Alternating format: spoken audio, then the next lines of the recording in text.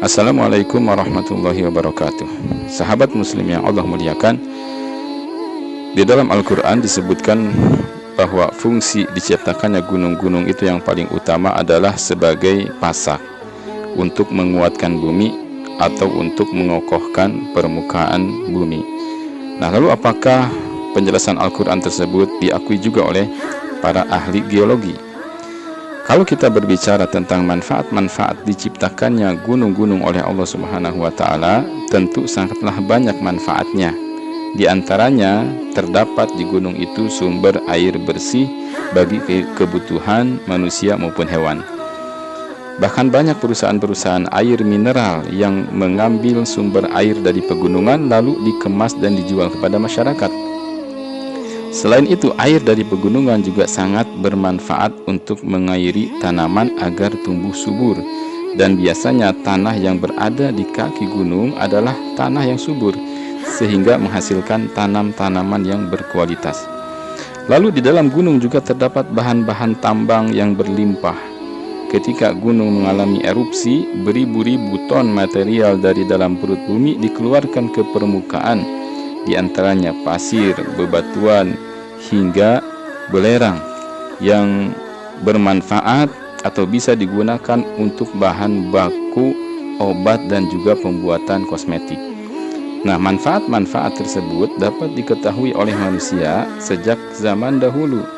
Nah, namun ada manfaat dari adanya gunung-gunung dan diciptakannya gunung-gunung oleh Allah Subhanahu wa Ta'ala yang tidak diketahui oleh manusia di zaman dahulu dan baru diketahui oleh manusia pada umumnya di zaman sekarang, di zaman modern, seiring semakin berkembangnya ilmu pengetahuan dan teknologi. Fungsi gunung tersebut adalah sebagai pasak agar bumi menjadi kokoh sehingga permukaannya tidak mudah bergeser. Para ahli geologi telah lama meneliti gunung sebagai pondasi atau penguat permukaan bumi. Salah seorang geolog asal Amerika Serikat, yaitu Profesor Emeritus Frank Price dari Washington, di dalam bukunya ia mengatakan, apabila gunung dibelah berbentuk irisan, maka akan terlihat akar atau alur bersama lava yang mengikat kuat di dasar tanah. Nah, ia juga mengungkapkan fungsi gunung yang memainkan peran penting dalam menstabilkan kerak bumi, dan ternyata hasil penelitian ilmiah itu sudah disebutkan di dalam kitab suci Al-Quran sejak 1400 tahun yang lalu. Di antaranya dijelaskan di dalam Al-Quran surat Al-Anbiya ayat ke-31 yang artinya, dan telah kami jadikan di bumi ini gunung-gunung supaya bumi itu tidak goncang bersama mereka. Juga di dalam Al-Quran surat An-Naba ayat ke-6 dan ke-7 yang artinya, bukankah kami telah menjadikan bumi sebagai hamparan dan gunung-gunung sebagai pasak. Masya Allah, inilah salah satu bukti mukjizat, bukti kebenaran Al-Quran. Al-Quran tidak hanya menyampaikan manfaat-manfaat gunung yang sudah diketahui oleh manusia sejak dulu, oleh manusia awam, akan tetapi Al-Quran mengungkap rahasia besar, manfaat yang paling utama dari diciptakannya gunung-gunung tersebut, yang baru diketahui di zaman modern. Dan masih menurut Profesor Price, sebenarnya kerak bumi mengapung di atas cairan. Lapisan terluar bumi itu membentang 5 km dari permukaan, sedangkan kedalaman lapisan gunung menghujam sejauh 35 km.